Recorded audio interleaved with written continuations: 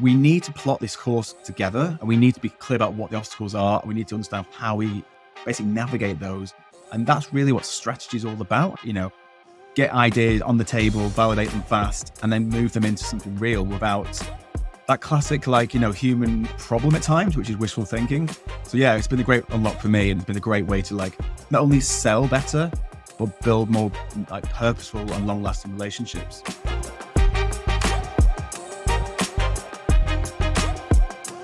Today on Strategy Shorts, I'm joined by Chris Bradshaw. Chris is a strategy director at Infinum, a workshop facilitator, a jack of many trades, and a master of many more, I'm sure. Chris, it's great to have you on the show. Why don't you introduce yourself? Yes, thanks, Dan. Thanks for having me. Yeah, so as you said, I am the global strategy director at Infinum, who are basically an awesome software innovation consultancy. And really our job, my job is to kind of forge ahead with companies, turn ideas into new strategies, new technologies. One right now, obviously AI being the hot topic, for example. I guess my team in the strategy department is about how do you sit at the intersection between what the client's vision and mission is and the business plan, and then what is that kind of tech, that production teams activities to do to achieve it and to essentially make it a real thing. And I guess my focus really is, yes, strategy, but really I'm just a translator of just people's needs, business needs, and turning them into clear goals, actions, prioritization, and just forging a way to align people around this vision and then guiding them along this kind of rocky journey with using strategies, the roadmap to get us to that happy place. So that's kind of what I do in a nutshell, really. Awesome. Now, as a little bit of background to how Chris and I met one another, we met through the community of facilitators run by AJ and Smart. So quick shout out to that community over there. But Chris, I wanted to ask you about facilitation and why you decided to introduce that as part of your practice in the world of strategy. When did that become a priority for you to pursue? So I spent maybe 15 years, we'll say, a long time in tech. So building, IT once upon a time, then digital and digital products. And as things became normal in the digital space, what I realized was the best products and the best solutions, as much as the ideas are great and the tech behind it also could be great, I found the things that really failed the most was the collaboration space between the stakeholders, the teams, the people involved in this big journey together. So for me, it was a natural level up for me to figure out how do I myself become a better facilitator of ideas and people. And what I found was by just building workshops into the process at the start of anything, it always unlocks so many risks that you can then solve quickly with the team. It drives really great team alignment between the client and the team building the solution. And for me, it's just a really great framework to just, get ideas on the table, validate them fast, and then move them into something real without that classic, human, I guess you could say, problem at times, which is wishful thinking. So yeah, so for me, the workshop side of things was just a great unlock. And now any engagement I do, I always insist on we start with a form of workshop just to get people working together as human beings before we get into the really technical, complex, product builds, etc. So yeah, it's been a great unlock for me, and it's been a great way to not only sell better, but build more purposeful and long-lasting relationships. Now, I know that later in the episode, we're going to be talking a bit about strategy, business strategy at quite a high level, and some of the ways that people can approach that challenge. But before we get to that, I was keen to talk about your career history a little bit. I saw a post on LinkedIn recently where you were talking about how you'd stepped away from the CEO position at 2 companies during your 30s. And most people, they're trying to get to that level. They're trying to get there, and you've done it and you've stepped away from it. So I was interested in why and what's the context behind that? Yeah. So like I said, I guess I've been in an industry now for 20 years, which really tells my age, but I spent my 20s really doing the work. So I spent a lot of time just trying everything like engineering, design, marketing, all that stuff. And in my 30s, I sort of fell into this kind of management roles where you're kind of building teams of these types of disciplines. And when I worked in music for a long time, built stuff for artists and festivals. Eventually, I hired an agency to help me, and I changed the agency into my full-time job. Eventually, I went from music person into agency, I guess, runner, operator, the MD. And eventually we bought some agencies and we formed a group. And by proxy, I became the CEO of that group of like 6 different agencies. And all this stuff sounds great. It's like LinkedIn porn, isn't it? It's like, yeah, you did this, you built this thing, you bought a thing. And the goal always was like, we'll do this. One day we'll sell it. We'll all be rich and happy and everything will be great. Sunshine and rainbows. And it turns out by doing that, it wasn't by a long stretch. It actually turned into almost like the opposite of that for me, where the things I love to do, which is work with people, which is build innovations, workshop, like things like that, it became so disconnected where it all became just about keeping the lights on, just keep selling, keep the hamster wheel going.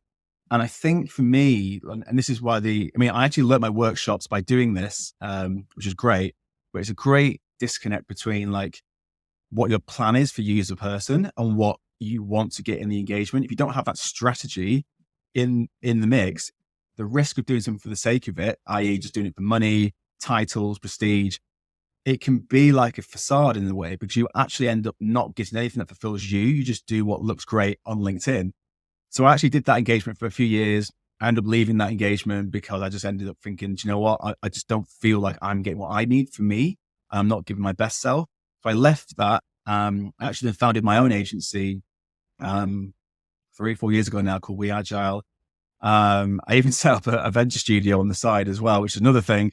But the point of it all was they were all engagements where I felt like I had something to offer because it looked and felt, and it could have been good from a money sense and it looked great from a title sense. But the whole time I was just almost felt like I was treading water, not doing the work that I found purposeful. So for me, actually, when I stepped out of doing any CEO role job, I infinitely became more happier, and I found my niche and I found the strategy I wanted to work on, which is doing more innovation work with clients at the highest grade possible, and not having to be held back by the I guess you could say the restraints of the business that I created. They still exist. The partners carry on with the business. So there's no like sad ending in that sense. It carried on.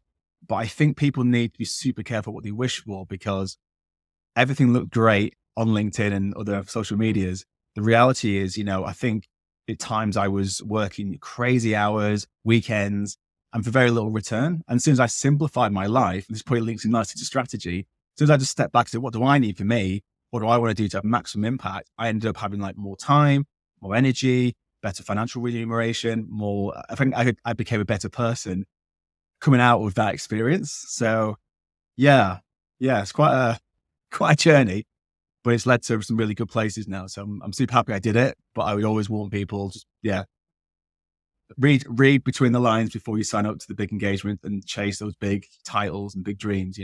And sometimes it can be great, sometimes it can be a red herring. That's it. And I guess what we're really circling here is the disconnect sometimes between the vision and mission and what you want your life to be about, and the strategy you need to follow to actually execute some of Mm, the things, some of those underlying drivers that you're really pursuing. Like might think that the title and the position in the business might deliver against some of those unconscious drivers or even conscious drivers that you have around influence and impact and making your mark in the world. huge. But actually it can come with too much bureaucracy, too many ties, too many pressures that are going to hold you back, because they're just things that come part and parcel with the role. So the Mm, disconnect between how you strategize between the vision and mission of your life against the role that you actually end up fulfilling is an interesting place for us to explore. And I think you found an article recently that you wanted to talk about. I know that we're kind of getting to a framework down the road and we'll get there eventually, but I think there's an interesting article you found about this recently. Why don't you tell us yeah, about that?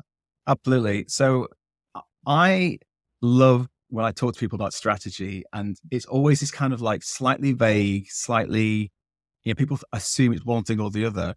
And the questions I always ask people is, can you just describe to me what you think strategy is first and foremost? And it's always a different answer. So the article I found is WTF is strategy. It's by someone called Vince Law, and it's a great article where it just talks about like fundamentally what does it do, and it uses like a great analogy about you're planning a road trip. every client, every customer is like, I'm starting here and I want to get over here. And that's great. That's so clear, right? But what strategy is bringing in this is like, okay, well, what's the fastest way to get to your end goal? And what are the obstacles? And kind of what do we need to do to get around those obstacles? And how do we plot the right course? Where do we prioritize stops, And I think this article is just a great thing where it breaks down like the meta into something that everyone more or less in their life has done, right? Like some sort of road trip somewhere. And for me, it's just about going, okay, we need to plot this course together and we need to be clear about what the obstacles are. We need to understand how we basically navigate those. And that's really what strategy is all about, I suppose. It's like, how do you really plot fastest and safest way to get to an end goal that has the least damage, least risk, and all that good stuff. And I think what this article really is about, and everyone should definitely check it out if you're interested in anything to do with just, yes, strategy, but just really forging an idea into some sort of real business change. This is the great article that gives you like just simplistic terminology without too many buzzwords, which I think also strategy has like the risk of like buzzwords being thrown about. This is just about you trying to plot a course, plot the risk, plot the solutions. Let's make it quick and simple. So what we'll do for anybody listening or watching, we'll make sure that article is linked in the show notes so you can dive straight in and give yourself some context around what strategy is and how to simplify that so you can begin to think about your own practice and your own leadership, your own role in your company, about how you begin to approach strategic execution in a slightly evolved way. Because the big thing we're really talking about here is, on the one hand, you've got vision and mission, you've got direction, but how that translates into action is often where lots of people come unstuck. We talked a few moments ago, Chris, about collaboration. Collaboration is such a great example of where breakdown happens in organizations Mm. because people aren't agreed on what collaboration is. Lots of people seem to think that, hey, let's have some collaboration, throw everyone in a room and we'll come up with some great ideas. You and I both know that's not collaboration, that's chaos. It Yeah. needs process. It needs some structure around it to guide that conversation. And Yeah. strategy is the same thing. You might have this great sense of mission, vision, direction, but actually you need things like this article. You need parameters that help you direct strategy. And I think you've got a few ideas about how people can take their first strides to a more structured approach to strategy in the framework you're about to share. So talk us through that. Absolutely. So I'll give you two as an example, and I'll go meta first, bigger. So at Infinum, when we engage a client, we take them through a process of looking at, I guess, 4 phases in any kind of engagement. This can work for any industry, any size company, any challenge. And we always start with like, okay, what is the business doing first and foremost? Is there a business plan? Is there a business vision? Is there a business goal? Where does it need to be? Done. Step 1 sorted. And we can help define that further if they need to. But large enterprise usually have that pretty nailed because they're making billions of dollars from that business plan. Phase 2 is like the research. We'll work with them to figure out, okay, you want to get to A to B. We'll research that with you, figure out like where the gaps are, where the audience lives, things like that. All the things that really power and drive insight before we start to work a solution up. Phase 3 being validation is more like things that people may have heard of called the design sprint. It's like taking an idea and visualizing and starting to mock up prototypes and things that can maybe serve the needs of the audience. We found out from the research. And then phase 4 is solution. And that's looking at, okay, how do we build that almost like a blueprint, you could say, of like, what does it need to be? How do we do it? What's technology needed? How do we launch it? What's the marketing plan around it? And it's kind of giving people a full range of like how the business, the research, the validation, and the solution all work as one. And that's like a really key thing we take people through. And it's like a gated process. So you would never start a business strategy and jump straight to solution, which I think most people sometimes come to us and ask that thing, can we just build something? We're trying to say the strategy dictates we need to go through these like gated steps to make sure it's the best solution with the least risk. And I'll go into the second kind of framework. I guess you could call it the 4Ds, or the 4Ds are define, define, define, just to make sure like people clearly define what they're doing. And, what I do, my team does is first of all, define the challenge with the client. And that might sound kind of like obvious, but it's so frequent that people come to us with an idea, which is the mission or the vision.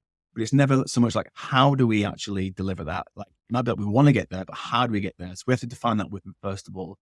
By doing so, then we can define insights. Now, insights for me are like super important, even if it's like a complete idea with nothing in the market. Because, for example, I'm trying to work on things at the minute about how do you help people with innovation. But for example, AI always comes up now in my innovation. So everyone wants to talk about AI and how to integrate it.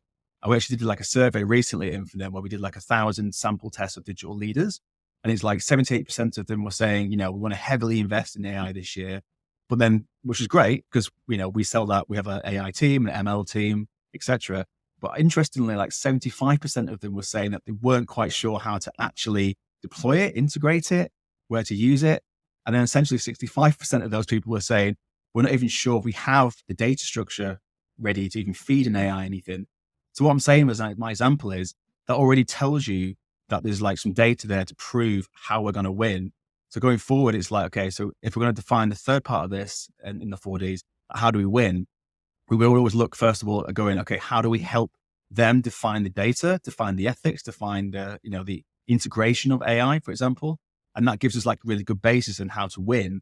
And I guess then the final part of all this, like the cherry on the cake, is like, the fourth D, and define the plan. So what we're doing is we're kind of really helping them understand like where they're going, what the data tells us, how we're going to win, and then what does that plan run through their entire like engagement to like navigate them through this. Because I'm using AI as an example because it's so relevant right now. Like, we need to train them through the layers of like education to make the AI smart enough to help their business. So really for me, like, it's like bringing frameworks and clarity and trying to take something that can be massive and complex and trying to simplify it down so it's like bite-sized chunks, which you can like navigate them through. Speaking of facilitation and workshopping, right? It's like, yes, we're strategists, but we're also the guide. So we're sort of guiding them through this kind of like quite difficult and rocky process. So yeah, there's a couple of different frameworks there that I deploy personally. One quite massive, and one more like, in the day-to-day work that I do with strategic insights and engagements that I take on. So on the one hand, with the big idea, the big strategic thinking, it's more of like an innovation process. And on the other hand, we're getting really practical with these 4Ds of defining the challenge, defining the insight, define the win, and define the plan. Now, I think we could probably dive into each of those with their own distinct episode. We should probably book in some future conversations, that's for sure. Yeah. But you know that we like to make things really, really practical for people here on the show and give people things that they can take away and try as soon as the episode finishes. Where would you like people to start? Like, what's the thing that they should do when they finish listening to this episode today? Definitely go and check out the WTF strategy. I think that's a very good framing to understand the importance of strategy. And that's just out there on the web right now. I think that's the first step. And I'd say secondly, I think this is like, it depends on how the person wants to look at this. They may have their own business and want to do things with that business. I think it's really looking at that kind of 4Ds approach, going, how do we define the challenge and the insights better first? And what's that win look like? And then I think from there, you can really start to work either internally or with consultants like us, doing the plan itself. But I think on the other side of it, just going back to that kind of human story about myself, is like, if you're not necessarily looking to do a strategy for a business, but for yourself, I think it's important to actually figure out, first of all, like, what's your motivation for you as a person. They almost run the same framework on yourself in a sense, like, like, what's your kind of challenge, insights, win and plan for yourself.